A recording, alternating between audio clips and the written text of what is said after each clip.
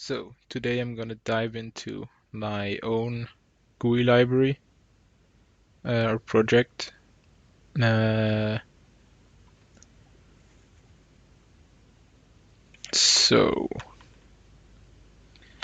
you can find this on GitHub under laser noises slash agricore.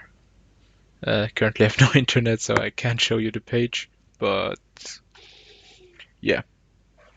So yeah, this is my first public repo after doing some experimentation in a private repo where I've tested a few different approaches to making GUIs in Rust, and I think I now have found an idea of what I'm gonna do that I'm gonna pursue more in detail and see how it works with actual larger selections of widgets and with actual projects, which I guess I'll have to do some actual GUIs in it once I'm that far.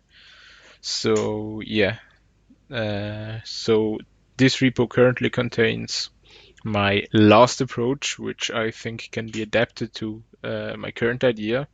So I'm first going to show you this approach and then how we're going to change it.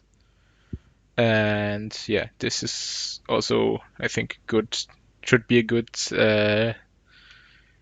showcase of how well refactoring can be done in Rust, because yeah, this is like a fundamental change to, there's a widget interface, and we're gonna do some fundamental changes there, and I guess fix all the compile errors, and then yeah, the new approach should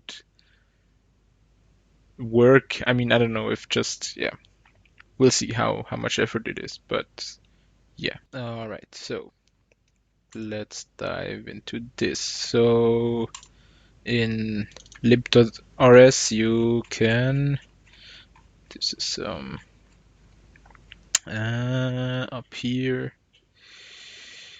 that's the widgets, the trait, and yeah, so the layout is somewhat Flutter-esque in that you have a layout constraint, which is in this case just two option F64s, one for each axis, X and Y, of course. And this is the maximum size for the widget.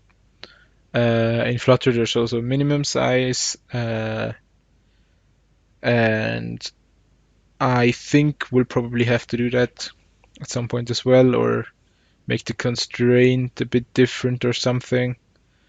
But I think for a minimum thing, this is sufficient. And yeah, so a widget gets measured, which gets passed in a max size, the renderer, just so it can do like measure font sizes, I think mostly. And the theme is currently kinda just something I've experimented with. I think the current approach is a bit weird, and yeah, so it's just some stuff, basically some configuration like fonts uh, and I think the idea is some outline styles, but yeah, I think that has to be improved by a lot in the future, because I want to make this library actually very themable, and I want to make the themes general and not widget specific. So I want to avoid uh, making having theme properties per widget. So there's a button theme and a drop-down theme and whatever for each widget a theme. I want to avoid that, because I think that makes it hard for, like, if you add new widgets, that's a problem. And actually, I think it's going to be hard, but I'm interested in making a theme format that's not too toolkit specific or library specific, I guess. So that's why this is just some experimentation, and it's not used that much at all. It's just passed around mostly. I think only the fonts are really used currently. But yeah, I'm gonna leave it in there because having a reference there will be useful in the future, and we can change those types by quite a lot. So yeah, then after measure returns the size, which is then the min size of the widget. So in Flutter, measure returns the size, and that's then the definitive size for the widget. But here, that's then the min size. So any size the widget returns, more can be added from when rendering, which means stuff like flexbox, where you wanna expand on the off axis. So there's the main axis where expand works, yeah, like in flexbox. So you can say certain widgets should expand and in certain ratios. But on the other axis, I think in Flutter it's called I don't know how it's called. I think there's a main axis and I don't know. So I'm calling it the off axis for now. But on the other axis, if you want to expand elements there, that's a bit of a problem in Flutter unless you have a static size for the whole thing. But I want to make it possible for all elements in a flexbox to expand to basically the maximum of whatever maximum height of its children, for example, if you have a horizontal layout. So that's not possible with the Flutter layout system. You can't expand them in the off axis. This would allow that. So that's why it's the min size and not the size. Then there's this extra layers thing, which is basically for stuff like drop downs, or I guess modals in the future, currently only drop downs, which defaults to 0, but which it can have additional layers and they'll be rendered in a separate pass. So first the bottom layer gets rendered, then the next one, and so on. For, like, there's top level widget, and it has to basically return the extra layers for the whole tree, and they'll get rendered one after another. And this allows you to do stuff like drop downs. And for the same thing, we have this test input pos layer, so you can ask a widget for it and obviously each of its children if a certain position on which layer if the cursor is at that position, which layer that hits. And direct is just where the widget is, because the widget doesn't itself know the position. It just has a minimum size, and then at render time it gets passed a concrete rectangle of where to render. But here we say if you are positioned here and have this size, then does this point hit? Now, obviously, the default case is the point contained in the rectangle. If so, it hits and it's on layer 0. But if there's like a drop down, the drop down can go outside of this rectangle, and then the widget has to return, does it hit, and is it on which layer is it? So yeah, this is for input handling, because then the input for cursor input, it gets passed on which layer this thing happens, which can then be used to to propagate the input and so on.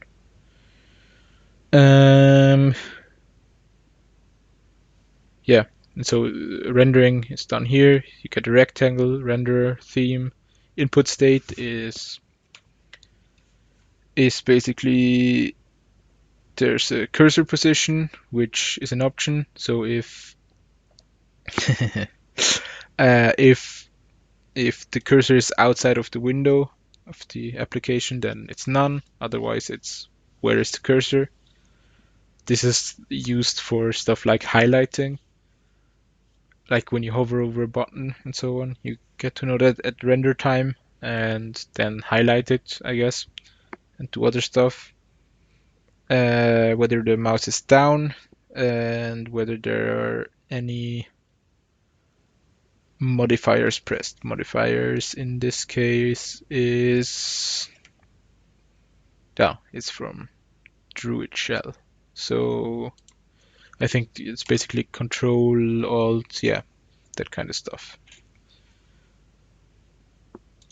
Yep. So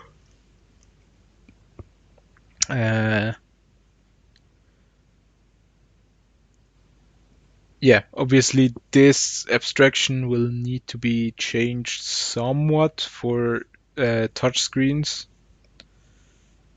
Although maybe not. I mean, here we only have one input state, which on touchscreens you can have multiple fingers, and theoretically in GUIs too with like multi-seat setups, but that's not really a common use case at all these days. Don't know if it ever was.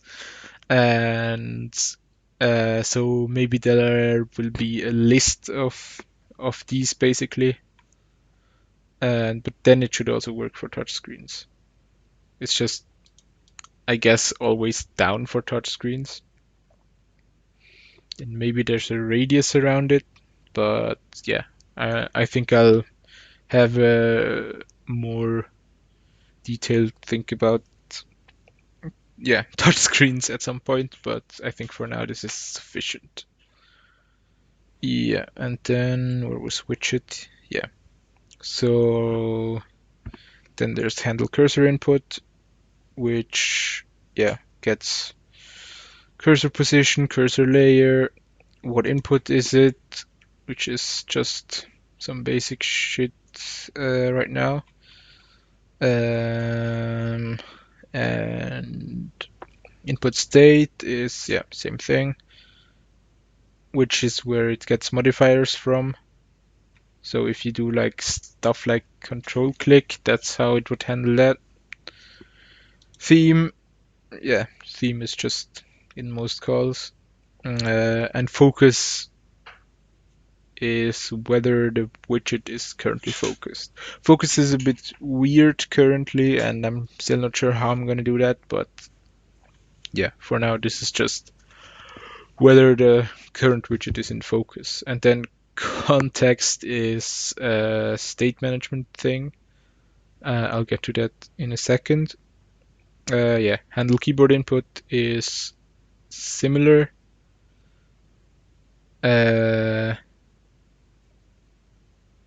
This comment is a bit old because I think it's from back when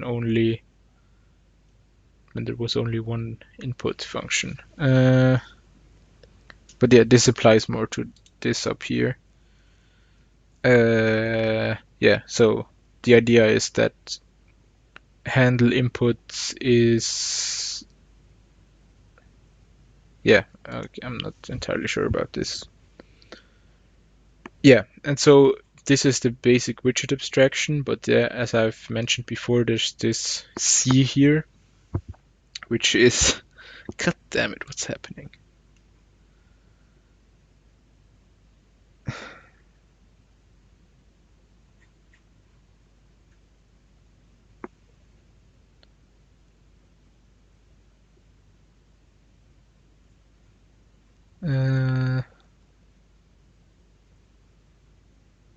I'm gonna ignore that for now.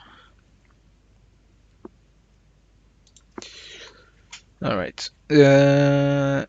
So here so this is the second part of the abstraction. So there's widget and then there's elements. Each element has an associated type, which is the widget, and it has a build function which returns the associated widget and consumes self, and then there's update, which also consumes self and updates the widget. So basically the whole thing runs on a global that would be down here. So there's a build function. So let me just show you an example. This toggle example, I can actually run it. Cargo run example toggle.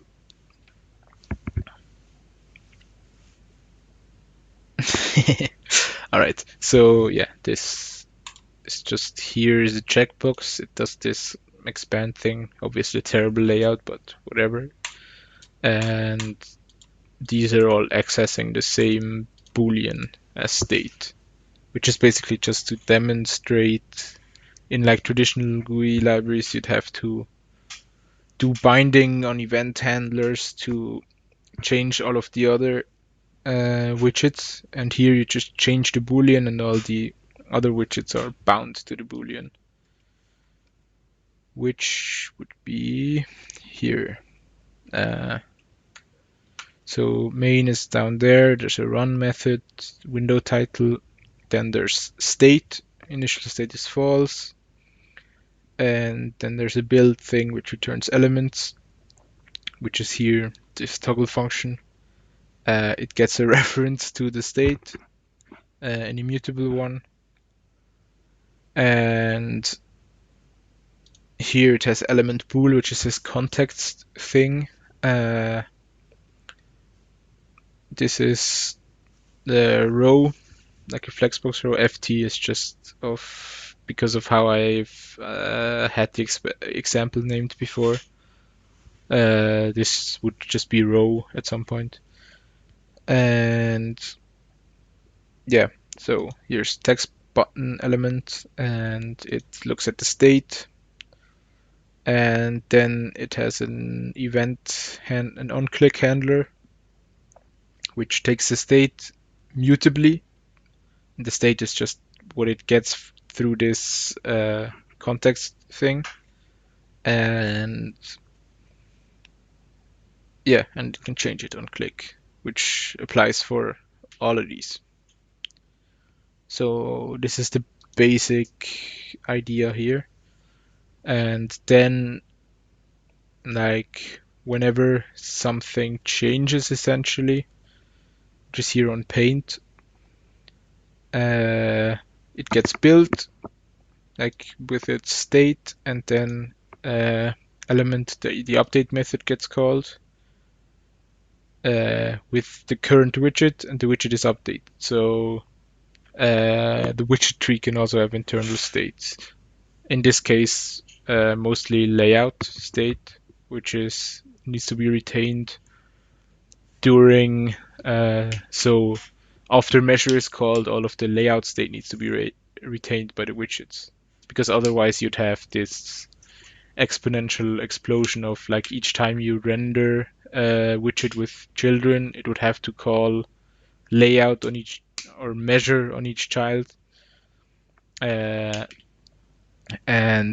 then it can render the child, which to render it would have to call measure again on all of its children, which it did before, but because it wouldn't retain it, that would be exponential. So there needs to be a widget tree which retains stuff like layout state. Otherwise, you'd have this inefficiency. Yeah. So and then it calls measure, clears the screen, and then renders each of the layers. So yeah, that's basically the current thing. Yep. And by the way, so in this example, the the context is passed on. So, or in all examples, it is. So text button element is it's generic over C because it will accept any C, any context. Context is a bit of a weird word here, but we'll get rid of that concept anyway, so it doesn't matter. But there's also, in this example, there's the contextualize thing, which has a closure which takes the current context, which is a tuple of text box content and bool, and it just returns the text box content. Because text box isn't generic over C, it needs a text box content. So that's why this contextualize thing exists. Yep, so now let's get to why this current abstraction is lacking, or what the problems with it are, and what my ideas are to fix it, or at least to make some progress. So the main issue is kind of that this has a global widget tree, and then it has elements, and these are separate trees. Or I guess there's a stage tree and the widget tree. The elements are just intermediate. And by the way, the elements. The point here is that row doesn't actually allocate any memory. So the idea here is to be more efficient than the typical GUI libraries that work this way, like Flutter or React or Vue or whatever, or in Rust Iced. They work by returning elements, which often, or whatever they call it, which often allocates memory. But here I've tried very hard to avoid that. This is partially, like, a part of that is that element gets consumed, so it can contain stuff like iterators, which can avoid memory allocation, but also row. Let's see if I can go to definition here. So this internally uses list content. Okay, great. That should be here. So this basically does empty list content and then chains then, and then creates creates a then, which is like A and B, and then it nests those. So it's like this recursive thing, but it has a static size and doesn't need memory allocation. In Rust, unfortunately, it's kind of hard to. It would be optimal if you could just say this returns a tuple of any number of things that implement the element trait, but that doesn't work in Rust. I think it might at some point. There's some ideas I've seen, but currently, you need something like that, or the other option would be to generate a struct in the macro. But I've tried that, and it's kind of hard in declarative macros, because you'd have to, like, for each element have a generic, because they oftentimes don't have a concrete type, and even then or not concrete, they often have like impl trait types where you can't even name the type essentially. and like creating a sequence of like ABC and so on is kind of hard in declarative macros. I've kind of tried for a while, but yeah, then I've just tried this approach, and that seems to work. And this then internally uses so it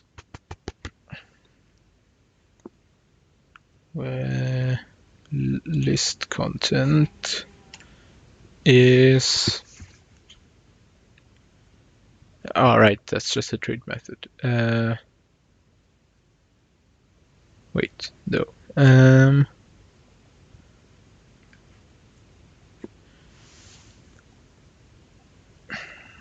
List. There's some trait.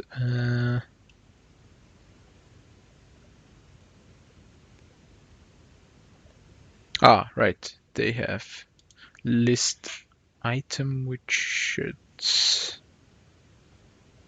Right. Yes. This list content widgets is the trait, which then it has an all function and this handler thing, and then for each element this gets called. So it's a bit of a callback thing.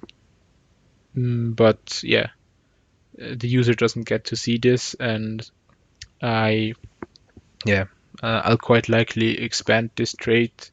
That's why this is called all. And maybe there will be a method to get a specific offset or get them in reverse or stuff like that if that's necessary.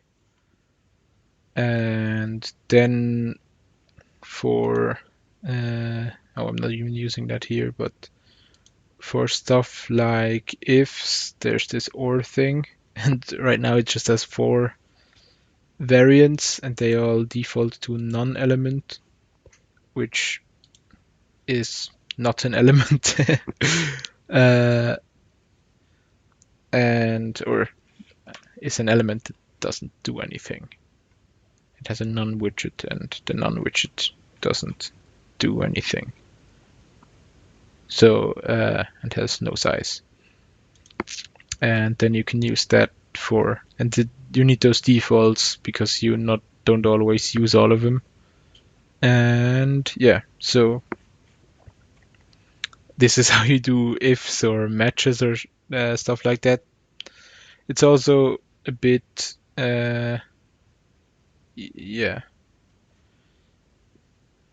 also something that would be solved by there's this idea of variatic generics. I don't know how exactly they work, but I think they would basically allow you to do sequences or stuff like that, but sequences of generics. I don't understand the details, but for now, it's this. But in theory, also a macro would be possible for ifs and so on that would generate a specific type. Here we want to avoid having a recursive type because each, like it has this tag. So enums are represented with first a tag, which is just a number, an int that says which variant it is, and then followed by the maximum length of each of the contents as bytes. And if you do nesting, then, or like recursive things, then you'd have to you have duplicated tags. Now I don't know if there is like some optimization possible in the compiler for that, but I don't think so. Or at least I don't think it's easy to trigger or something. I don't know. At least I've seen some people complain about similar things where you'd want to do nested enums, but you avoid it because it would add extra size. And there's some optimizations if for option, for example, if a type is can't have all zeros. I think there's an optimization where then all zeros means it's none, but I don't think there's like a general thing that would apply here for nesting. So yeah, this it is for now. I might add like, I don't know, 16 or something, which is more than you'd usually want. But yeah. So yeah, let's get into what I want to change. So, or yeah, the problems. So here, a big issue is like this is built, and then update gets called, or initially build, and then it gets measured again, and so on. But the problem here is that this doesn't take like so this constraint you have here uh, can't be taken into account when building the element structure, which is a problem, which is also one of my critiques of many of those frameworks like React or specifically Elm, because, or I guess it also applies to React. In Flutter, you have the option to make your build function, or you can do a widget with the callback, I think, to make your thing depend on some, I guess, something like media queries, or the constraint, I think. Media queries are a different thing, which also exists in Flutter. But yeah, and here it would also be possible to expand that to have a special element and then widget for it, uh, which only gets built once measuring the subtree, but it doesn't quite fit into this abstraction. So yeah, that's one of the concerns. And then how state gets handled is a bit weird, which I've kind of known from the start. Like this whole contextualize thing, you have to pass state as a parameter and as a type parameter, and then like separately. And there's nothing stopping you from like splitting them. So like I could do something like yeah, I could pass whatever else here, another representation, or even an entirely different thing here, and still have for mutation have a different state, which could maybe be used for interesting things, but I think it's just odd mostly. And yeah, also, so yeah, the other thing for responsive layout, this is kind of bad. So yeah, and then also like if you wanna store certain state, it's unclear whether you'd wanna store it in your state or in a widget. Yeah, so that's what I wanna address. Okay, let's get into the changes I wanna make to this interface. So the first one will be to get rid of this. So, by the way, the reason this is debug is just I thought it would be useful to be able to debug print these. I don't think I'm using that anywhere right now, so, but yeah, doesn't matter now because we are gonna get rid of this. So, yep. Now, of course, everything is broken, as is, yeah, normal in Rust. So, yep.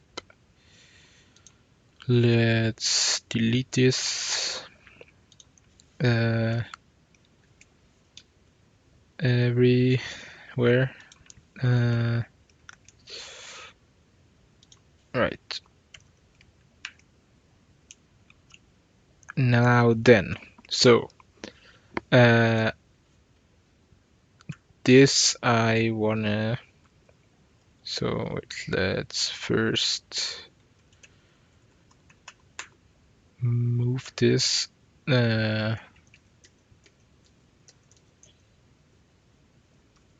up here.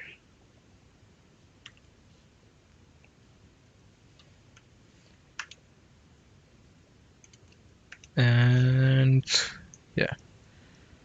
So element I don't quite want to keep, but yeah, it's just I want a bit of a different idea for element. All right. So first of all,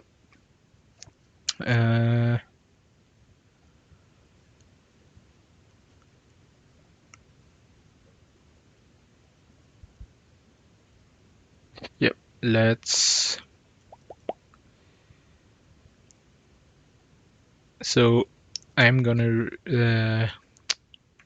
rename this to widget params because that's what it's gonna be. It's kind of what it is anyway right now, but it'll apply more in the future. And yeah, it has a widget, and let me think what my idea was.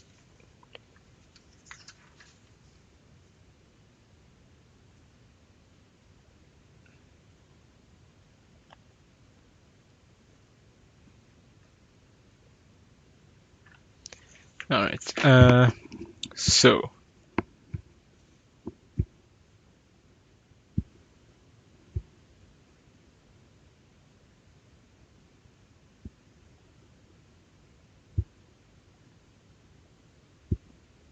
right. So basically, I want to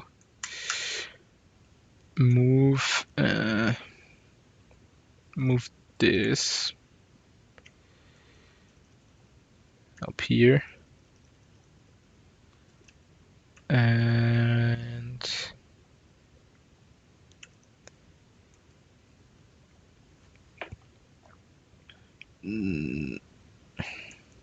so basically measure would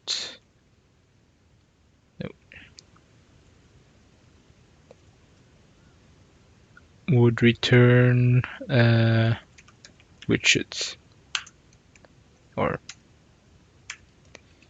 self widget, and or no, it wouldn't return it because it needs to be able to update it. So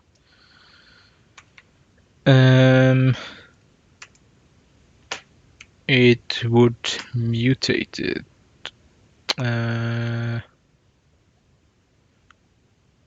So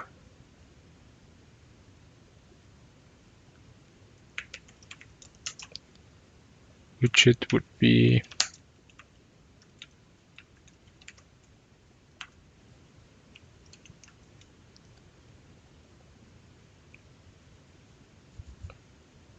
this, and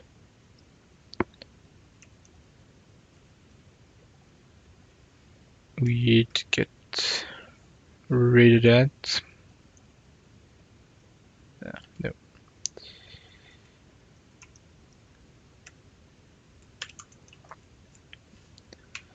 Now, since this has to mutate, we're gonna make this be default. So yeah, so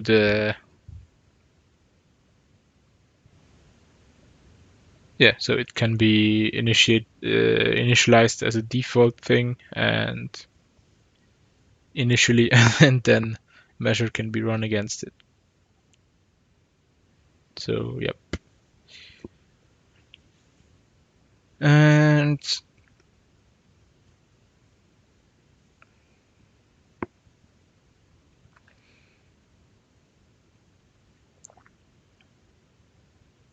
then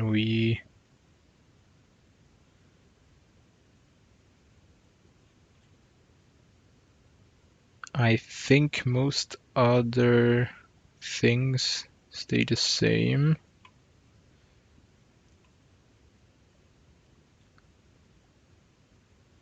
Yeah. Yeah. So theme. Yeah, let's leave theme here. Max size. Maybe let's call this constraint, since the type is also called constraint. Not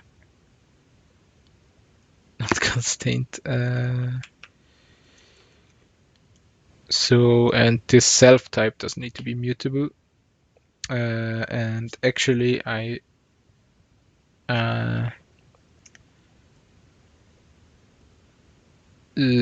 thought about this before, and I think it should be just self, because yeah, each params instance just needs to be used once and can be consumed. I think this would also be fine, but maybe there's cases where you'd want to move stuff, which could make it more efficient in those cases. So I think for now we'll leave it at this. And yeah. By the way, this here, the default thing, could, in theory, we could also like do this init, I don't know, state or something, and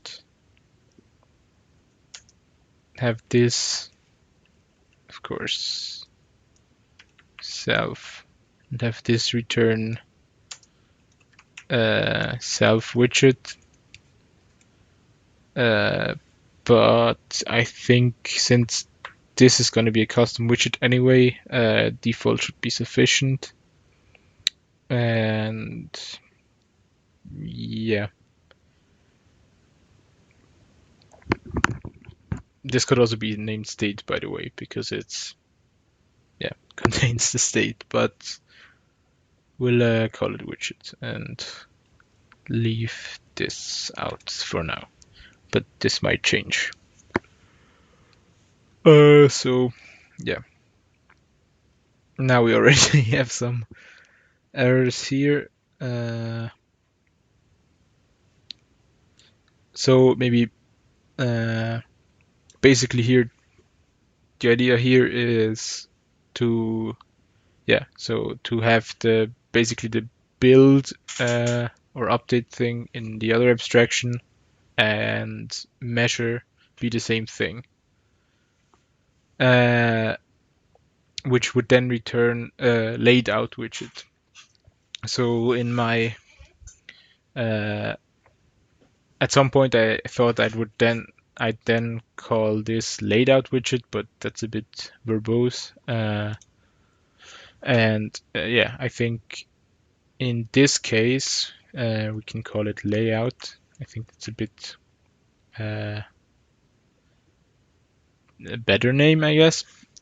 And yeah, so I think this is kind of nice because then we have a separate layout type and for parameters, but it doesn't like fully imply the separation we have in the other thing of the two trees, and then you get issues with responsive stuff. So, yep.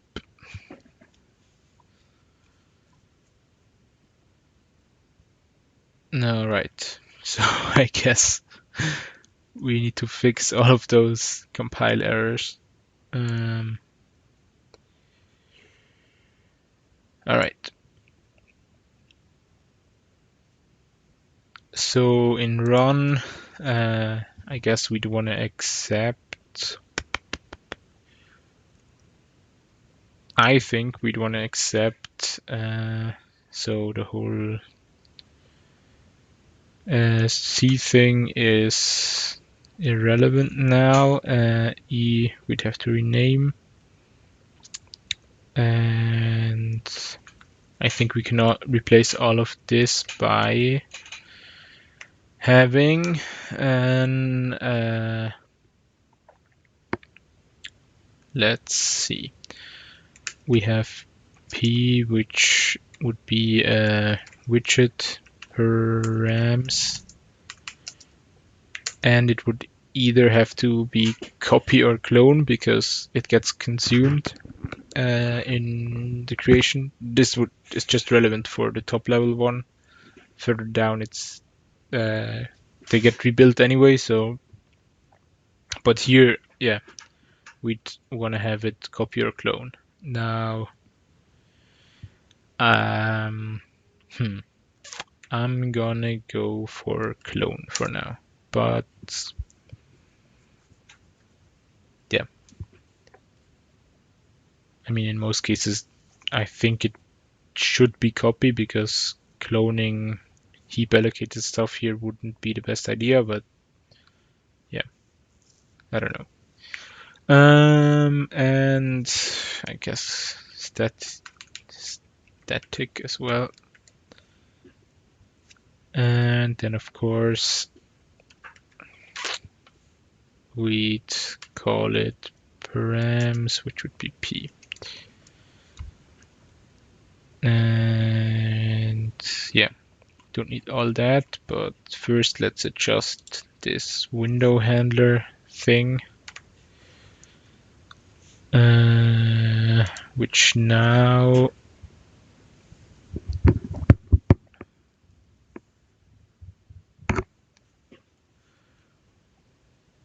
also just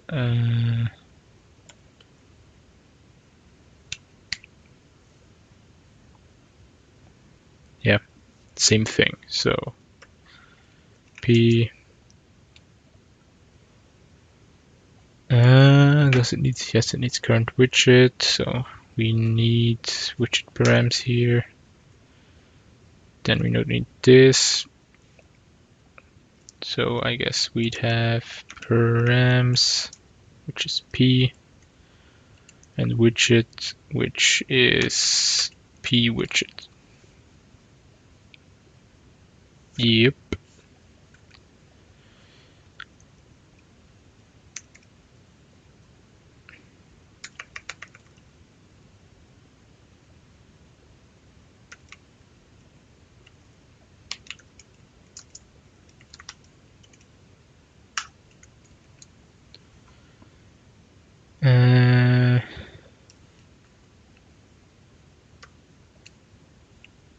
Right.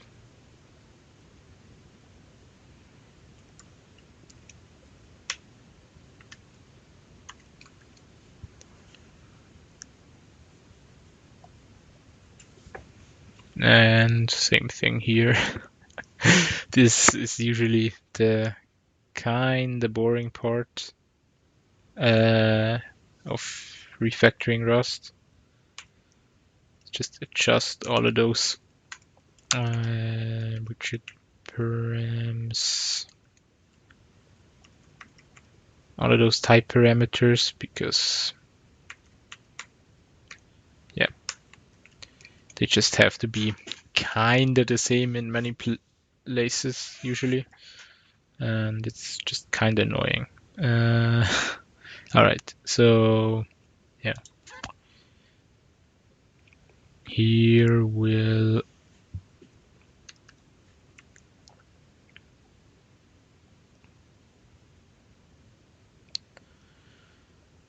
I guess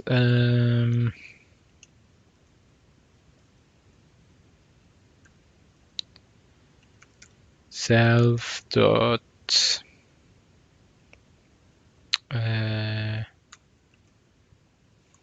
params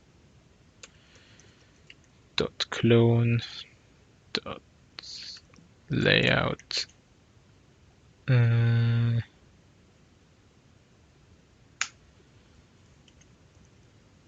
and then these.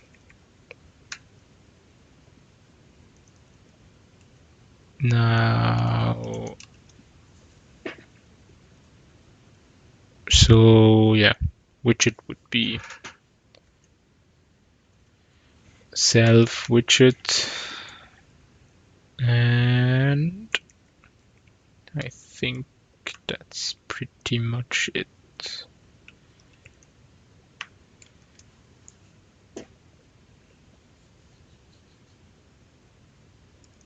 And here, I guess just the state is the problem. Indeed.